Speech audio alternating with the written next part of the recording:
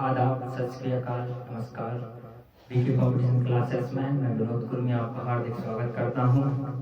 आशा करते हैं कि आप सब ठीक होंगे। Today I discuss very important topic that how to speak English fluently, because just we learn English as a subject, not a language. That's causes we not speak English. This is the main reason. So I find that reason when I learn English. So I share this my experience that how am I speak English, and you are also speak English very easily. So first of all, आप जब भी English सीखते हैं तो आप क्या करते हैं कि सेंटेंस टेंस से स्टार्ट करते हैं कि प्रेजेंट सिंपल टेंस से लेकर future past perfect future perfect continuous tense तक पढ़ लेते हैं। वो कहते हैं कि इससे इंग्लिश बनेगी। This is a subject wise, not this is a language. If you want to speak English, तो firstly you know how to speak English. आपको हर टेंस पढ़ना है, लेकिन पढ़ने का तरीका अलग होता है। जैसे आपने प्रेजेंट सिंपल टेंस पढ़ा तो आपने क्या पढ़ा कि ता है, ती है, तेज इसके अंत में हो, या राम गाता है, सीता गाती है, ये वह पढ़ता है। This is not good sign to speak English. Firstly you know how to use present simple tense in my own life, like as my daily routine. मैं 5 बजे उठता हूँ तो I wake up at 5 o'clock. When you do something in on your life, just write sentence, speak sentence. मैं आपको story सुनाता हूँ। जैसे आप जब छोटे थे तो सबसे पहले आपने लिखना स्टार्ट कर दिया था, नहीं किया होगा? सबसे पहले आपने क्या किया?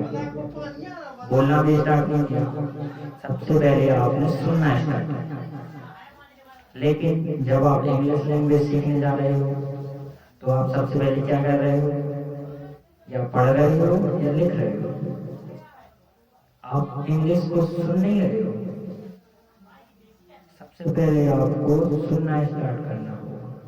जब आप छोटे थे आप ना हिंदी लैंग्वेज भी नहीं जानते थे। आपने हिंदी लैंग्वेज कैसे सीखी? सबसे पहले सुनी।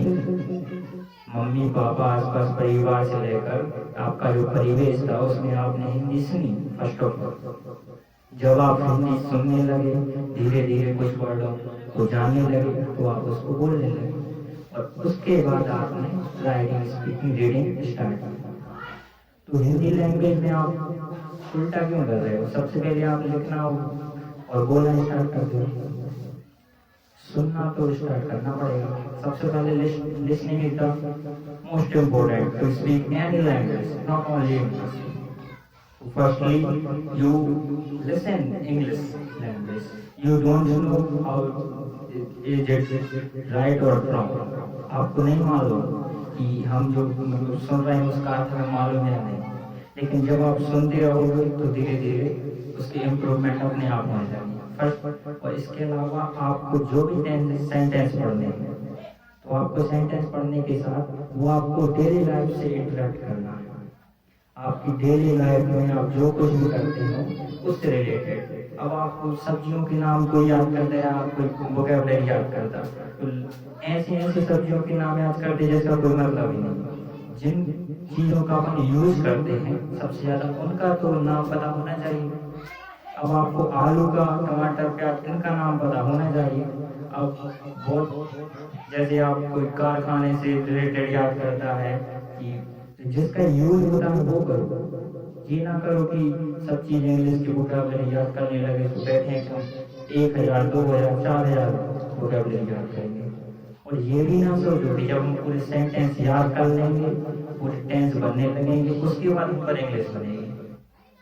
सबसे मेन प्रॉब्लम हिंदी मीडियम के बच्चों की यही रहती है कि वो यह सोचते हैं कि हम जब टेंस पूरे कर लेंगे, हमको वोकैबुलरी बनने लगेगी, उसके बाद हम इंग्लिश सीखेंगे। लेकिन ये बहुत रॉन्ग डिसीजन है आपका। राइट डिसीजन यह है कि आप फर्स्ट दिन से आपने प्रेजेंट सिंपल टेंस स्टार्ट किया। तो प्रेजेंट सिंपल टेंस में आपने देखा कि डेली रूटीन आती है, तो आप अपनी डेली रूटीन बताइए कि हम कब उठते हैं लेकर कब सोते हैं, जितनी चीज़ें करते हैं जो चीज़ यूनिवर्सल ट्रुथ है उनको बताइए, तो धीरे धीरे उनको अपनी डेली लाइफ में इंटरेक्ट कीजिए। जैसे जैसे आप अपनी डेली लाइफ में उनको इंटरेक्ट करते जाएंगे आपकी इंग्लिश रिच होती जाएगी। तो first of all listening, speaking after writing and reading, this is the most important formula to speak any language, not only English, Hindi, every language. If you want to speak English, so firstly you listen and speaking, after then you writing and reading. So this is the best formula to speak English. और यह ध्यान रखिए कि आपके पास, आपके आसपास जितनी चीजें हैं, हम उसके अर्थ मालूम होना चाहिए। This is the most important. ये कुर्सी रखिए तो इसका मालूम हो जाए क्योंकि हम इसका यूज करते हैं, इसको क्या कहते हैं। जो चीज आपके पास है उसका मीनिंग पता होना चाहिए। रिश्ते में भी आपको वह रिलेशन तो पता होना ही चाहिए जो आपको डेली लाइफ में यूज करते हैं, भाई बहन से लेकर अब करने लगे आप याद की मामा की मम्मी की को क्या कहते हैं। This is not good. आप अपनी याद कीजिए जो आपके डेली लाइफ से रिलेटेड है और वही आपको स्पीक करवाएंगे और आप पर अच्छे से इंग्लिश बनने लगेंगे। बिल्कुल सिंपल सा फॉर्मूला है। आप पहले दिन से ही ये अंदर से निकाल लीजिए कि हम पर इंग्लिश नहीं बनती। सबसे पहले अपने अंदर कॉन्फिडेंस लाइए कि हम पर इंग्लिश बनती है, हम बोल सकते हैं। यदि थोड़ी सी मेहनत करेंगे तो हम इंग्लिश बोलने लगेंगे, क्योंकि इंग्लिश सब्जेक्ट नहीं है। सबसे पहले अगर आप इस बात को मान लेंगे कि English not a subject. England का छोटे से छोटे बच्चा जो बिल्कुल भी न पढ़ा होगा वो इंग्लिश बोलने लगेगा।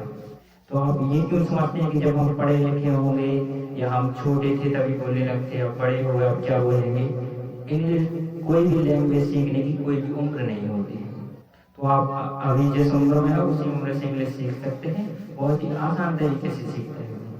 और यह ध्यान रखिए सबसे पहले लिसनिंग और स्पीकिंग, उसके बाद आप रीडिंग राइटिंग जो कुछ भी करना है करिए।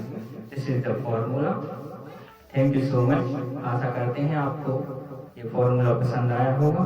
अगर आपको पसंद आया हो तो इसे वीडियो को लाइक कीजिए, चैनल को सब्सक्राइब कीजिए। इस चैनल पर आपको इंग्लिश, बीएससी और यूपीएससी से रिलेटेड वीडियो मिलती रहेंगी। Thank you so much.